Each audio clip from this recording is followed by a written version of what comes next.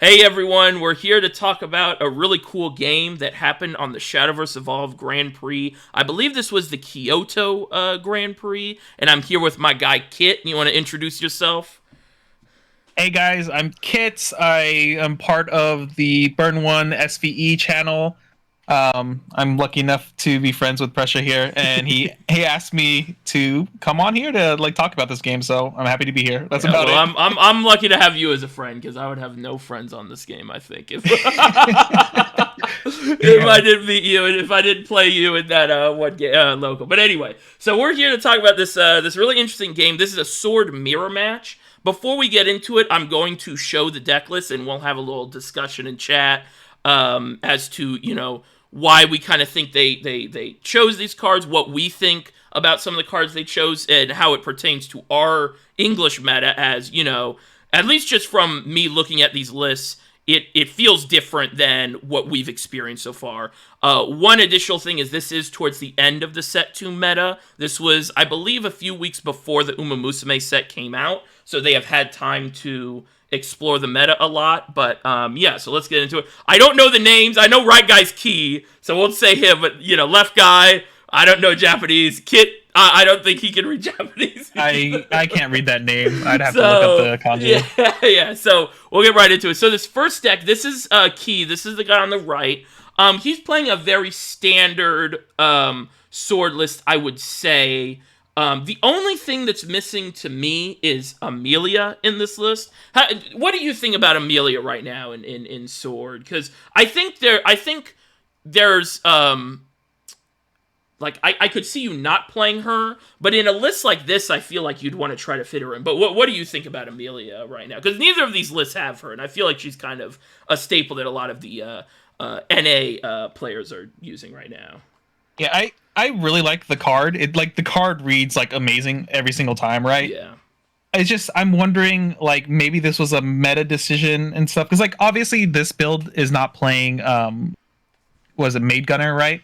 Yeah, So Gunner Mate Saria, yeah, yeah. so you don't necessarily have a really good way to just search it out off of something casually. I mean, you still have Gem Staff, right? Otherwise, you're forced into drawing it on 5, or Yeah, yeah. it's just naturally drawing it most of the time, right? So maybe that's part of the reason because it feels very strong as a one of all the time. But Or if you not don't think it's gonna, Aurelia, Amelia. oh, Amelia. Amelia. Yeah. Aurelia we could talk about, because Sorry, sorry, Aurelia yeah, sorry, comes up yeah. really important. No, it's okay. Yeah, Aurelia actually we'll talk about in the next list, because he has it, and it is an actual interesting discussion, because I feel like that is a very good inclusion in Sword. But yeah, Amelia... Oh yeah, sorry, Amelia, the one that spawns the 3 drop, right? Yeah, Or yeah, the 4. or shoot something for 4. Yeah, Yeah, yeah, yeah. yeah. My only I'm in agreement with you. The card is very powerful. Yeah. I think the only reason that this player didn't do it was they liked the Unbridled Fury Yeah, better. yeah, 'Cause yeah. I think this is the list I initially started testing with against you, right? Yeah, yeah. And there are turns where you just don't use all your play points, and having a 1 play point answer to a 5/5 or something is feels very good. Whereas Amelia, sometimes you have to have a good combo with Amelia. Yeah, for Otherwise, sure. otherwise the deal 4 damage on play is very powerful, but also at the same time it doesn't necessarily always answer some of the 5 health plays that you're Yeah, afraid some of. of the big threats, yeah. Yeah, the biggest one that stands out to me is opponent plays Soul Dealer on 4. You Yeah. don't really have a good answer to it unless you can force the engage and run things into it, right? Yeah, definitely. Yeah. Yeah, I so I would think maybe definitely that's it. agree. Yeah, Yeah. I would agree about Unbridled Fury being more of a specific targets and specific uh, big threats in mind. You need Unbridled Fury. So I'm thinking obviously the dude Soul Dealer, Shenlong as well, unevolved, because sometimes as Dragon, I've been playing Dragon a lot, sometimes there's a lot of times where I want to play Shenlong and just without evolving him, because I need some board presence or a ward on the board, and Unbridled is really nice if you can max it out. And I think that's the reason I'm not too big of a fan of the card. Is,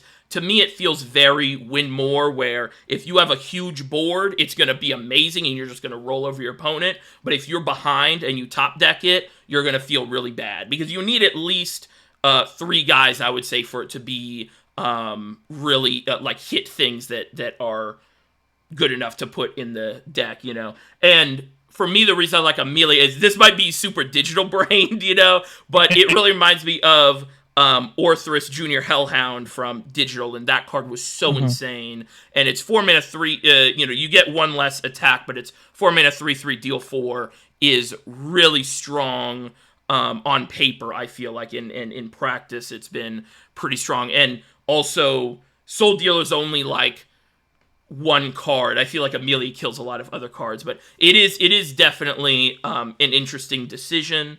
And I think the other card as well that is on here is Olivia. What do you think about Olivia in Sword? I know I've been up and down with her, at least on Sword, but I know you played Olivia on Sword for a while. So what do you think about Olivia? So I really like when I was playtesting it, I couldn't figure out how impactful this is because a lot of times sitting across from my opponent and I'm playing the Olivia as a sword player, Yeah. I don't feel what kind of pressure develops for my opponent when I have the Evo point. Yeah. I've got to experience that a lot more recently, and oh man, my opponent turn 5 plays Olivia, and they're like draw a card, get an Evo point. I'm like, oh no. Like, Yeah, next yeah. turn feels really bad, even if they don't have the Leonidas, because this, the Olivia obviously enables if you go first, turn 6, Evo Leonidas immediately, so you can Yeah. set up for the banner or get the banner immediately, which is really scary. Yeah. And so I think obviously this key obviously was like, I'm going to maximize my value of going first because I do still think sword is like weirdly like if it can't be answered too well in the early game, it's still like almost like an aggro deck essentially, Yeah, right? definitely, definitely. Yeah. Yeah. Yeah, So I it like feels like Olivia. yeah, it just feels like going first and like having the Olivia, it feels really, really good. Otherwise, like a lot of times, I think sword values going second a lot as well. So Yeah, definitely. I will say when I was playing against you when you were on this list, I was like, whenever you dropped Olivia, I just wanted to just get up from the table. It felt very hard to deal with, just knowing like, okay, here's a 5/5 I have to deal with, while also trying to play around the just slamming Leonidas the next turn. Also, I've been playing Dragon a little bit, and I have Olivia in Dragon. I feel like similar lines of play with Olivia in Dragon can happen in Sword, where there's a lot of times where I'm like, okay, let me think about if I can have them discard a card, because there's been some games where I literally win because they're on a really low hand size and they have to discard a card, which sometimes is basically just like killing a card before it comes down. A lot of times Mhm. it doesn't come into play because for some reason some of the people I play against just always have full hand 7 cards, even though Infinite they're doing hand, all this baby, crazy let's stuff go. to me. Yeah, or like against Haven, like they're just gonna throw away whatever. But I do really like Olivia. I think she's a really strong just value kind of bomb that you can play in any deck, and I think Sword definitely can see use. So that's Key's Can I say list. one more Oh thing yes, too? yes, yes. Go ahead. About playing Olivia in Sword 2. I mean, I think this is like a conscious decision they made as well, because Yeah. like I've experienced it a lot more playing more Sword and against Sword. A lot of times, people, if they win the die roll, they will take second because Sword does Yeah. feel powerful with the Evo points, and so this like kind of also plays into the fact that you don't care if you go first or second, right? So your opponent, Yeah. like, yeah, Yeah, definitely. that Yeah, probably definitely could be a playing. big reason too why this was maxed out as well. So Yeah, definitely. Being able to have good cards going second and first is really strong, especially on a deck that probably wants to prioritize going second for sure. mhm. And there's definitely could be some mind games or like your opponent winning the die roll and choosing to go second because they see your sword. Sometimes that can be the play, and then if they go, oh, I'm playing Olivia, good luck, y'all. Yeah. Very very definitely. This is a deck list where you can definitely understand all the choices, for sure. Mhm. Then the next list is much more interesting to me. This list feels a lot more like set 1 remnants of like the sword build with just some added stuff from set 2, whereas the last build or the last list we just looked at really felt like a set 2 list, that this is set 2, this is how we're playing the game differently.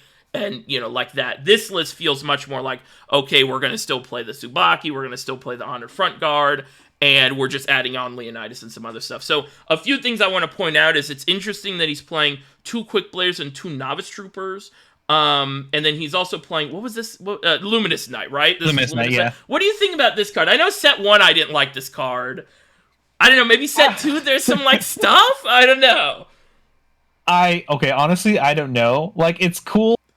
I haven't played with this card at all in set one Yeah. or even in set two, so I don't know how actually impactful it is. But it's kind of cool that like maybe you turn one Bellringer, turn to Luminous Knight, and now your Bellringer's a Yeah, it's 1/2. a 1/2. Yeah. And Yeah. your opponent's like, oh no, and now the Luminous Knight is protected by the Bellringer also. Yeah. Which is which is kind of interesting because Yeah, definitely. Luminous Knight here being a 3/1 is like pretty aggressive, right? Yeah, it is. Yeah. But I honestly I have no idea like the thought process of why they chose to play this at all. Yeah, so. because for me, I'd almost think like, okay, you obviously always want to hit Latham on two. I feel like, but you could even play, our favorite Samurai. You can play Samurai in this slot. It's a 2 and a 3/2 if you really value the 3 attack follower on 2. And if you miss Latham, But I don't know. I saw this. I was like, what? I will say this doesn't come up in the game at all, but it was an interesting thing. Another thing I think is Erd. Erd in set 2, I have no idea what her place is. I feel like Erd and Execution have very similar places in the meta, but I think we're right now in a more execution heavy meta as we want to be popping some amulets and stuff, as Sword and Dragon has very powerful amulets that we want to be disrupting. Erd isn't really able to do that. She can obviously hit Leonidas if it stays alive or doesn't, suicide itself, but I don't know. What do you think about Erd? Also, it's the Haven counter, right? yeah.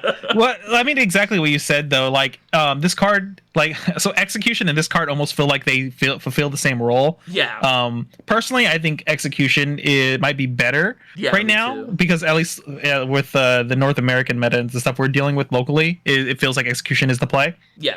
Erd here, though, also, like you said, it deals with Leo in the mirror match, which is always good. Yeah. I think this card is also in here because if we look at the list against aggro players, they don't have a really good out to turn 4 Soul Dealer if they curve into just that. Yeah. But Erd as a response to that seems like a very good power play because you don't even have to banish the guy away because they wasted their turn, they took 3 damage, and like it's in their EX area. And, and then if you do choose to Evo this, it still like trades into like a small follower that they played before that, I assume, or something, right? Yeah, because it's a 3/3. Yeah. Because I think I remember when I looked at these stats for this event, it was there was a ton of dragon. Oh, it was yes, like, I think it was like about this, it's like 1/3 dragon, and then 1/3 combined together was sword and abyss, were like the other 2 most popular decks, and those 2 crafts took up 1/3, but dragon took up 1/3 itself. So the participants. I'm not sure if Erd does a lot of work in the dragon matchup, but I can see it like removing Shenlong so you can go face or something like that, right? So yeah, definitely. And then the last spicy card, I mean, we have Front Guard. I think Front Guard is really good. I think if you expect no Haven, but if you run into Haven, this card is just unplayable, basically. Like, yeah, it gets banished, and you're like, wow, that I just wasted a turn. Exactly. I wish I knew exactly why this person decided to play this as a 2 of in their list. Maybe they thought it was just really good into Dragon or something. But I also feel like this doesn't do anything for you. I guess it becomes pretty ridiculous if you have Leonidas Banner out. Yeah. Then this card is insane. Yeah. But I mean, like playing this on turn 7 doesn't. I'm trying to think of how you kill this. Like, so you obviously can shapeshift it. 6/8 is a really, really big stat line. And any way you kill it, I feel like as Dragon, you can't clear the small bodies. So it could be more of a play as like, hey, this is actually like an aggressive play. Like, if you can clear this body, you're probably not going to be able to clear my 4 damage that spawns from it. Because I guess you could go like shapeshifting discard, and if you have 2 amulets, you just pop them end of turn. But Dragon's probably winning that game if they if they have 2 amulets out on the board. So it's interesting as a 2 of. I would have liked to see this as like a 1 of, or like I could probably see it as a 1 of, but it as a 2 of is very weird to me. Very interesting. Like, also to talk a little bit on the Dragon matchup, like I said before, in set 1 I played this card because it was good against Dragon when I played a lot of Sword. Yeah, exactly. But I feel like during this meta, you're not guaranteed that this card will do anything because there are some builds of dragon that people are running around with that just go over wards by just burning your opponent Yeah, out. Yeah. exactly. Yeah, So yeah. I'm not sure on this person's choice of like why I would love to hear like why they chose this as a two Yeah, I on would their love list. to as well. Yeah, Yeah, yeah. but It's a without really them here, interesting. we have no idea. Yeah, exactly. Yeah, and then the three of Aurelia. So this was the difference. Like the first list didn't run any Aurelia. I do think Aurelia is really strong in this meta. What do you think about Aurelia? It is really really strong. So like Yeah, I think it's really interesting because I think Sword already has a good matchup into Dragon personally. yeah. And I haven't I feel played like it enough to. Yeah, this card helps Answer Dragon even more yeah, because they usually have two amulets out and like one follower at least. So yeah. this is always for the most part in the Dragon matchup always going to be a 6/8 6/8, with yeah. aura, right? Yeah, So it activates a lot. In the mirror, it should also activate a lot as well. yeah. But outside of that, I'm not sure how amazing it is into any other matchup, honestly. But I mean, with what we saw with the stat wise, or of what the meta was, like 1/3 of the room was Dragon, the other third was Abyss and Sword. Yeah, So so that's the good matchups. yeah, Yeah, because with this card, yeah, I'm trying to think of like the other matchups. Like, how good is it into Haven? Like, the only thing that kills it is what Themis.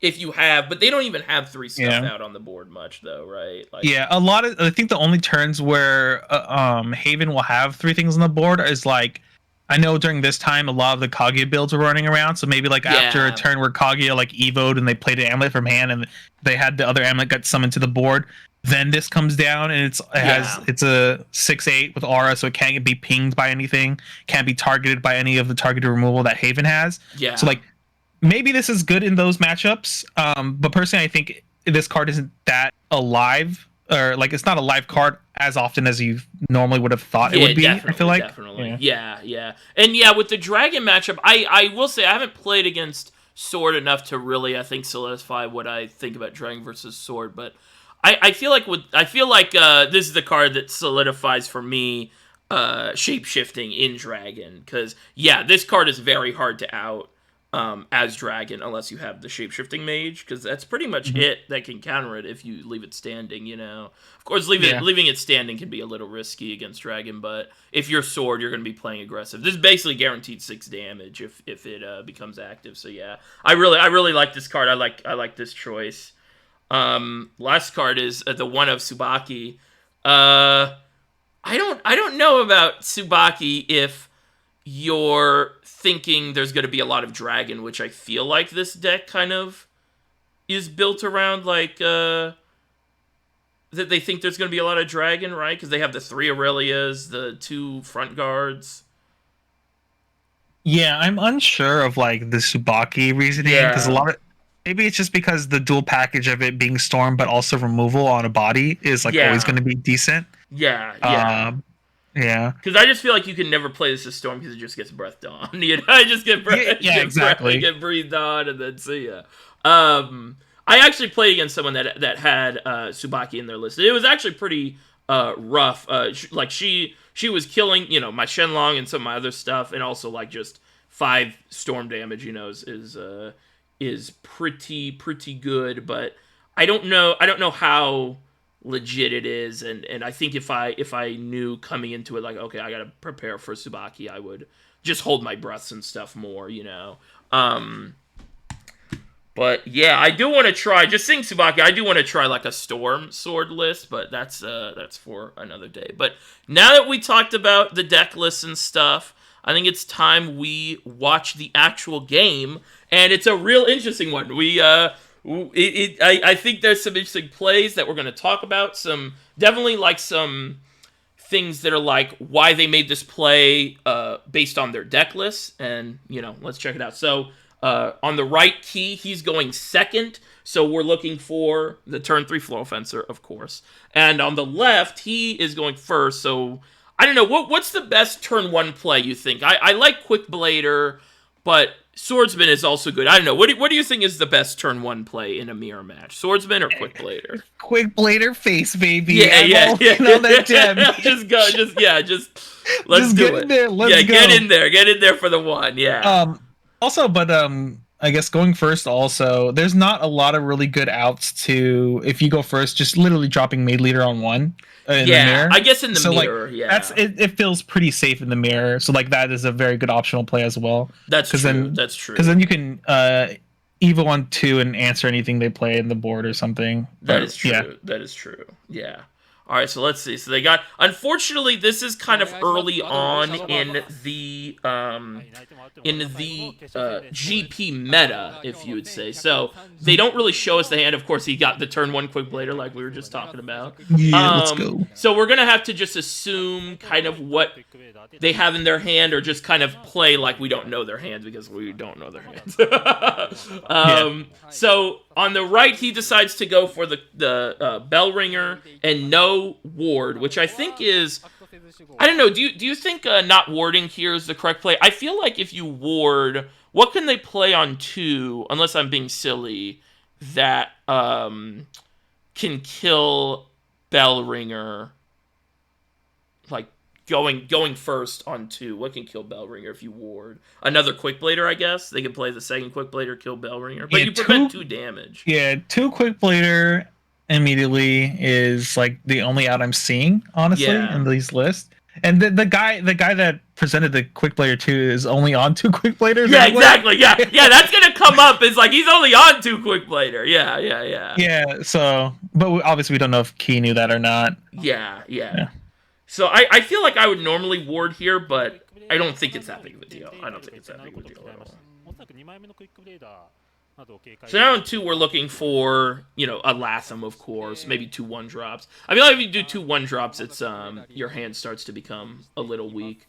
Get in there for one again, and there's the Latham Latham. on two. Yeah. Latham is really strong going first on two. It's really hard Absolutely. to mess with Latham in the early game. So here, I guess he has a decision. If he has a 2-drop, obviously he's probably going to play. Even if he has Latham, I don't know if you just, like, slam Latham into the, into this board. Maybe he didn't ward Bellringer because he thought Latham was coming next turn, so he can ward here and not, like, take the 3. But is that the same amount of damage? I guess it's not the same amount of damage because you go, like, ward Bellringer, they swing Quick Blader into it. Then next turn they swing Quick Blader again. But is that even a... Yeah, anyway. But, Yeah, I mean, like, honestly, like, if I was in this position, I don't know what his hand is, obviously, keys. yeah. Like, I could just see this as being as literally, like, Evo, remove Quick Blader, ward to protect yourself. And then, I mean, if you have a one-shot worth playing, you can play it by using an Evo point instead for Evo. Otherwise, like, let me look at his list again. Like, is it... The only other 2-drop they're playing, really, is Latham. So, like, that would be the other option here. Yeah. And then I think the goat play is Evo Bellringer Unbridled. Yeah, let's go. That's the goat Actually, play. if they do that, I remember watching this game, but I don't remember anything about it. So Yeah, if they do that here, I'm just gonna leave. Yeah, exactly, yeah. So I do believe they decide to. He's thinking about it. So man, I wish we could see the hands. They need to have developed the hand technology earlier. He decides to Maid Leader Evo. I have to imagine he's going for Floral Fencer since he's on 2. This is one of those interesting plays is like playing against Sword. You can really tell. So he sees the Floral Fencer, or he finds the Floral Fencer with the Tutor. But if they don't go for Floral Fencer and some other cards on specific turns, you can really kind of start to piece together their hand. And I really think that's kind of an important thing, especially if you're playing like Olivia or something. Like I had a game where I knew exactly what his hand was because he searched for a specific thing. So I said, discard, and it went pretty well. So he's going to trade into the Quick Blader. That's going to become a 2-1. He probably wards here because you don't want to take the 3 damage. Yeah, you just prevent them from like value trading into the mid leader also. Yeah, so. exactly. Yeah. So now on 3, this is tough, I think, for the player on the left, as Floral Fencer's coming down here soon. So he just decides to kill the Quick Blader off. So you really got to have a really strong play here. So he gets the Novice Trooper, and he just said, giddy up, hit the face. So here, personally, I think you gotta kill the maid leader. I think you gotta kill the maid leader. I don't know. What do you think? What do you think? So, Because his list does not have max quickbladers, max novice troopers. Like, if he had like 9 storm, I'd be like, okay, we're just storm gaming, you know. But he decides to just go, okay, I'm just gonna hit him in the face, you know. so I'm wondering if like he's making a conscious decision to like basically play the race game here, Yeah, because my assumption is next turn he will have Floral Fencer to play on his 4 in response to that guy's Floral Fencer here. So yeah, maybe this incentivizes him to like make trades into these 3/3s. Like it seems like yeah, right now he can only technically take care of one of the 3/3s. yeah, His next turn obviously it's Floral Fencer Evo, and then the maid leader cannot trade into one of the 3/3s. yeah, definitely, So yeah. Because I'm just that's like thinking, what I'm like, thinking. how does if you do kill the maid leader, like say the novice trooper's a 3/1, how does that cleanly trade into? So I guess like he goes, because next turn Key's gonna Evo Floral Fencer, you know, almost certainly. You trade into the Latham, Floral Fencer's a 4/1, novice trooper's a 3/1. Next turn, you know, since he made this play, we're assuming he has a Floral Fencer. The guy on the left has a Floral Fencer. You can go Floral Fencer Evo, and then just trade your 3/1 Novice Trooper into the 4/1 Floral Fencer. I feel like that's better value trading than leaving the Maid Leader up, because you have to trade the Maid Leader, or you have to kill the Maid Leader at some point with the Floral Fencer. If you do Novice Trooper into the Maid Leader here, your Floral Fencer the next turn will be at full health, basically, because they won't have anything to trade in, and it'll be standing. I feel like that's threatening more, or that's more of that's a better board presence, and you're at 20 health than like. Does that make sense? No, yeah, I think you're right in that line of thought. Like once again, I think the biggest issue is like, what the hell is in this guy's What hand is exactly? this could be his hand could be 200 front guard Tsubaki, you know, like it could be, you know. Because I could totally see this being played, and the guy was like, "I have 2 Luminous Knights in hand. I'm going ham next turn. I don't care." Yeah. If he has 2 Luminous weird Knights, plays like that. Yeah. So yeah. All right, yeah. So let's see what happens. So he's gonna draw. He's probably gonna play floral. Yep, here we go. This play is just so strong, man. Just Yep. I do that too. I play the card before I unturn. yeah. Also, he has the Liza sleeves, you know, the best force card in the set too. So he's gonna swing in. He's gonna kill the novice trooper. Floral Fence becomes a 4/1. And he's going to take 2. This board is really scary for the sword player on the left. I feel like low health Floral Fencers are so hard to really deal with, because you have to trade into them, you know, because they represent so much damage.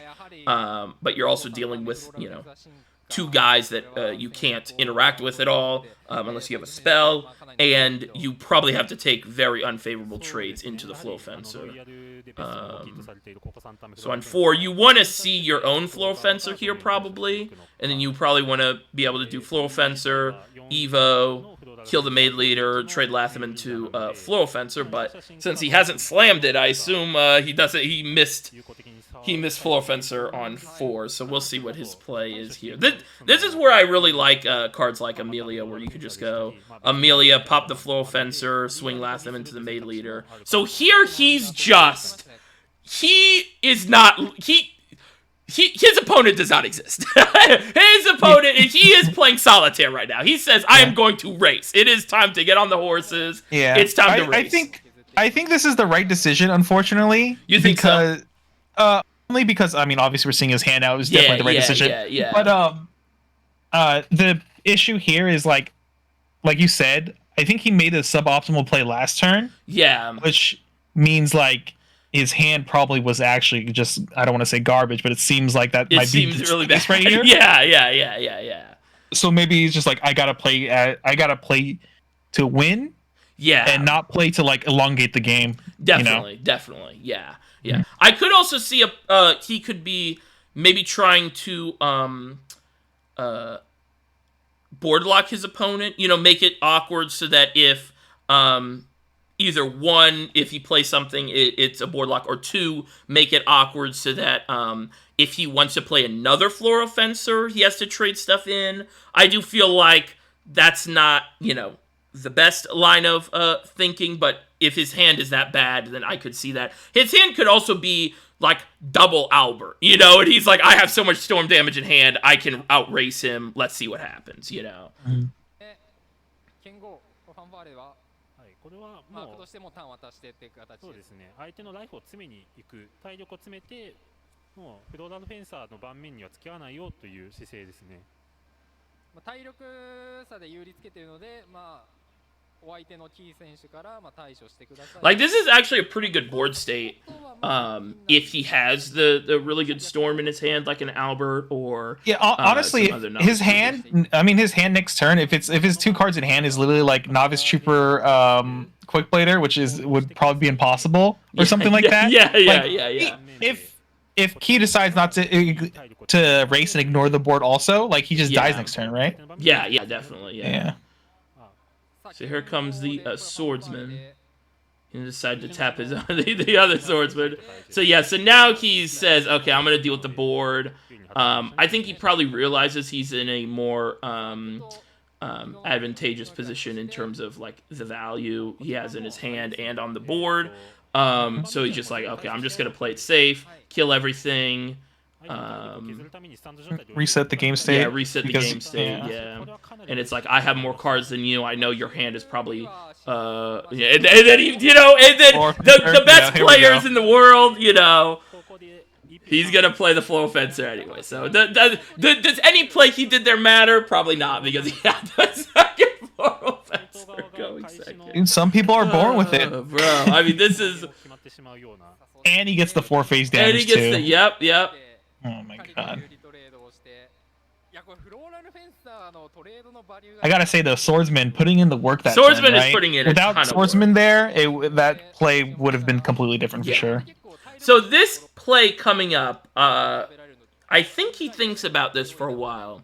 This is, when I saw this for the first time, this was really interesting to me. So he's going to play, let's see if, he's going to take a while to do it, but he's going to end up playing Aurelia here, which is the play anyway, because you're getting the full 6/8 and everything. Let's see, he plays Aurelia, and he decides to not attack. He decides to just go, we're leaving it up. So this play, I think,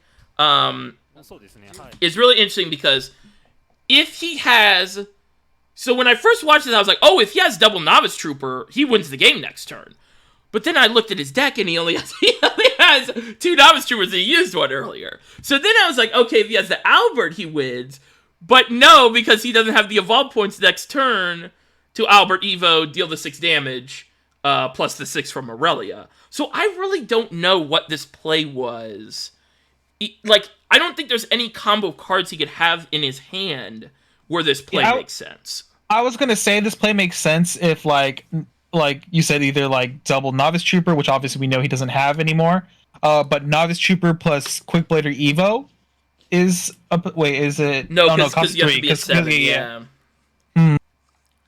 Because even Tsubaki like on 6 doesn't kill. This just presents 11 damage, right? Yeah. So I'm wondering what is going on here. So one idea I thought of was he has Alex in hand, or he's playing to draw Alex, because he can Alex clear the board here? 3 or 2, 4, 2, 5, 6. 1. No, it doesn't clear, does it? 4. No. I don't know. Maybe he forgot he only has 2 Novice Troopers. No, I don't think so.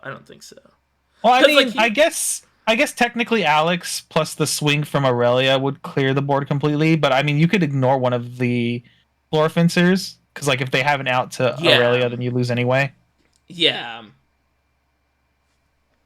13点届かないので、これ6成立しました。そうですね。相手の次のターンの動きを封じつつ、このオーレリア Because this is definitely the type of play where if you can somehow clear the board and be able to swing the 6-2 face next turn, 6-8 ward, untargetable is really strong, in a really strong position. But of course, he's going to be at 1 health ボール here. を持っているので剣豪の機動能力で選択することができません。さあ全てリーダーを攻撃していきます。はいまあ体力1まで。までこれはもうキー側は伸びスーパーが2枚ないことをお祈り。はい、そしてターンシュそして Another thing I was thinking of is, which I don't know if you should ever play around it. I mean, you should, but is if Key has an Unbridled Fury, even with Double Novice Trooper, you probably lose. Yeah, the you game. still You know, lose. you just Yeah, lose. you just Yeah. 6点。 6点が手札から出れば一応勝っているようには見えますが、キー側のデッキには先ほど活躍した So he has what, 3 cards in hand now? Yeah, it's 3 cards in hand now. ないんですけれども実際その場になったとしてもなんと疾風のと So yeah, I think the そう best ですね、はい、1コスト would be Alex 追加ついているので clear the board with Aurelia swinging into. そもそもまず最 Can 初 you 側は clear? Yeah, because you go Alex, you do 2. You go Swordsman, Steelclad, Floral, and then the other Floral, right? He can do that. Yeah, because he'll be at 1. Of course, if he has the Unbridled, that's that's gonna be pretty rough. ただどうなるかですね、斎藤側が今ターンにどのような動きができるかが非常に重要かなと思います。結構 So he decides to swing the 6 in. オーレリアがリーダーを攻撃してこれ残り6 And he plays Erd. なるほど。これで盤面を2面処理。 Bouncing the Floral Fencer, probably gonna kill, probably gonna Evo banish it. Swing into the other Floral Fencer. まで Oh, he got the. Look at that! He's trying to He's like, even the "Whoops." floor. I'll try to get my floor He's, fits no, out. I'm trying to get my floor. Yeah, exactly. じゃあこのオーレリアが相手の攻撃を吸ってくれるのを祈る。 I guess another thing would be if he had another Aurelia that turn, that'd be pretty good. Because he could go, yeah, and there's the Alex, and that's going to be the game. Because Alex can clear Aurelia, 点与えて and then he swings in with the Knight, and that'll be さあ最後ナイトでリーダー the に game. That is I game, think yeah. that was a really interesting play. When I first saw this, I was like, oh man. What this game is crazy, What do you think about this game? Yeah, I mean, literally, this board state is insane to me too. Yeah, Because yeah. if I was Key, and once again, I'm assuming players don't really know each other's deck lists at all. Yeah, I don't I'm think like, so. Yeah, I'm like, oh crap! You Am I are, just yeah. dead next turn? Do I have a Bridal Fury in my hand? Because this guy just set up lethal for double Novice Trooper or Novice Trooper, whatever, to end my life. And yeah. there, in my head, there's no world he would make this play unless you have it. Exactly. It's the mind game. He's Yeah. the guy on the right is playing for Key to get up from the desk. Yeah, this is one of those where if I'm on Key's side, I'm like, I don't think I'm ever playing this game again. I got double Novice Trooper opening and I'm gonna lose. Yeah. But yeah, I think this game really shows how theoretically powerful Aurelia can be, because like we're saying, if you have a deck list that that has 3 Novice Troopers or just a bunch of Storms, this is not she can really help enforce that extra damage by just being a big body they can't interact with. And also being able to, swing in, protect some guys. We didn't see that much this game, of course, but really like Aurelia. Obviously, the best play in the game is to open 2 Floral Fencers going second. That is pretty strong. Some of us aren't blessed like that. Some of us have to play, non-protagonist decks. True. Anything else about this game specifically, or any of the deck lists, or anything we saw here? No. I really wish we could have seen another match between these two. Yeah, I know. Yeah. I'd love the game too. Yeah. The guy's list on the left is just so. It's so wild. Yeah. Yeah. I'm Obviously, gonna he rewind. built Let's it- see. Can we do, does he appear at all? No. That's Dragon and Abyss. How'd that one end up? Abyss just rolling over. Yeah, Abyss. I remember this one because Abyss. No. Abyss Oh, lost Forte. it. Yeah. The Forte. Well, I think we know how that ended. I wish we knew Japanese so we could hear the interview, because they interview the people after. Oh, I know, right? Yeah. This is the Abyss. This is the Unbridled Fury play where he plays. Is it on this turn? Yeah, he plays the soul dealer. He's like, hey, I got you with the soul dealer on turn 4, and then brother plays a body and Unbridled Fury and kills. I like the disrespect too. Is like I evo this. He evoed also. it. He evoed it. Yeah. Yeah. Get none of the tokens. Yeah, but none of the go face. tokens. Yeah. Yeah, this is a crazy game. Yeah.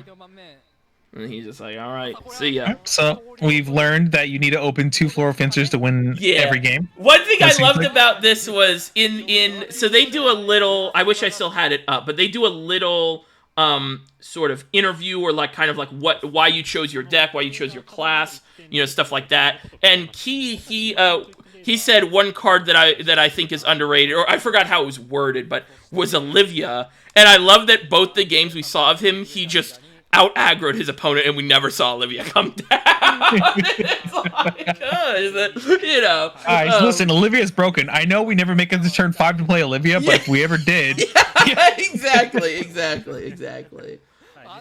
But yeah, I think. Is there anything that I do feel like Sword. I don't know if you've experienced this, but I do feel like Sword might be a little less strong and popular out here in our meta than it is in JP. This was the last Grand Prix for set 2, and as we can see, the Grand Finals was Sword mirror match, so they thought Sword was really, really strong, at least, and it seemed like Sword had a big showing, of course Dragon as well. Do you think that will continue for our meta, or do you think we'll see some other decks like Dragon or Haven or stuff like that? yeah. So I actually talked a lot about this earlier before I showed up for this. Yeah. One thing I noted what the thing about Sword, which makes it really good, is not that it's broken or anything, and it doesn't necessarily have crazy high rolls. Yeah. It's very consistent. Your game plan is the same almost every game. Yeah. And you just know what to do, and it's kind of like the matchup spread for the deck has a lot of favored and even matchups across the board against everything, in my opinion. Yeah. So you don't necessarily have like an 8-2 matchup against a specific craft, but every matchup you play against is like a 5-5 matchup, right? Or like a 5.5 to 4.5 matchup, right? Yeah. You either have a slight edge or it's pretty even.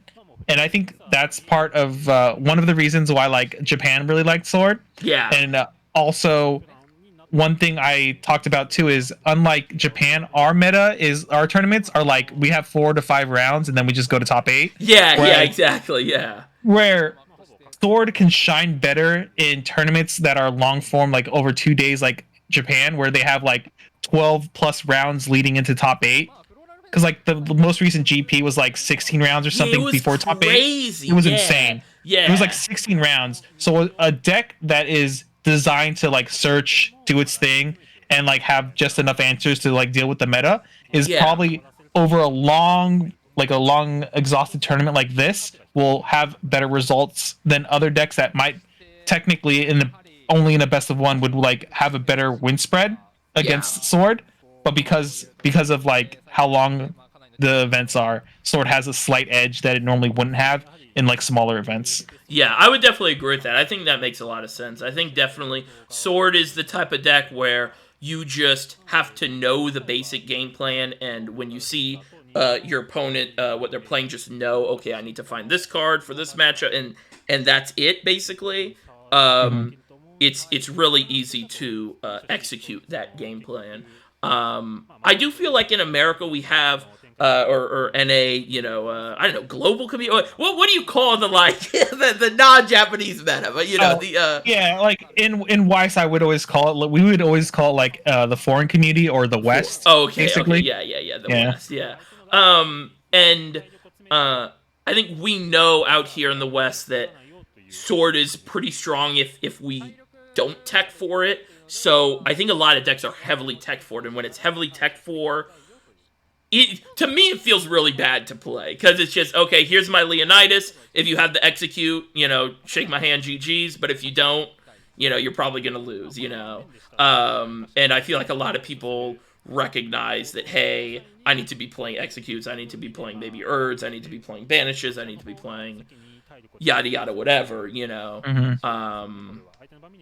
Yeah, I definitely see that reflected in like our local meta too. Yeah. We still have like a lot of sword players because I feel like for whatever reason, right now from my experience, it's been like sword abyss, sword abyss, sword abyss is like the showing I see all the time. And every other craft right now has been on like there's one guy out of our like 15-man local playing Dragon over there or something, right? Well, it's because Dragon is the hardest deck of all time. I mean, Dragon. You're right. Dragon. You have brain. to have just the largest brain of all time to play. Do I discard Trail of Light or do I discard Trail of Light? This is a hard one. Ooh, do I play Shedlong and Evo or do I pass? Yeah. But yeah, I've been seeing a lot, and like everyone has been teching here for like, well, Leonidas is a thing we have to think about. So everyone has some kind of answer for Leo, and I've seen a lot of sword players here somewhat adapt a little bit and become more like aggro again. There was one guy running around playing one of Banner in his list, which was really funny because at one of the championships I went to, it won him the mirror match. Yeah. The banner extra health and 1 extra damage. He said, "What set 2? When'd that come out?" He said, yeah, exactly. I don't know, set 2. I'm playing with my banners, bro.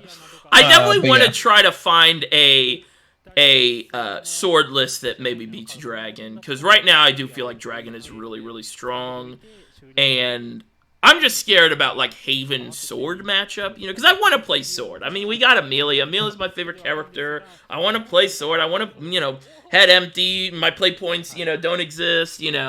Just play on curve. But I don't know. I maybe I've just been having bad experiences with it. Yeah, that might be it. You might have hit one too many low rolls in a row, like me, and like you've converted to a new religion. Yeah, exactly. Well, I think that's gonna wrap it up. Unless you have any other things to mention. No, that's kind of it from me. Just thank you for having me on here. Yeah, thanks for it was a lot of fun. Thanks for stopping by. We'll definitely do some more of these. I definitely want to maybe towards close to when Uma comes out or something, because as the Uma meta and onwards has a lot better production and a lot more GPs to really look through, and a lot more games from the GPs to look through as we get streams of the Swiss part of the tournament. So definitely I want to talk about that. And I think also the Uma meta will be pretty interesting for us in the West, as we're going to be getting hopefully a different, I'm still skeptical of how the bans are going to like actually turn out for Uma, but definitely it's at least something we need to test and try and discuss. So yeah, it's definitely going to be interesting with the Uma stuff. Yeah, for sure. And thanks for stopping by. Check out Burn 1 SSVE. And I'll see everyone later. Bye-bye.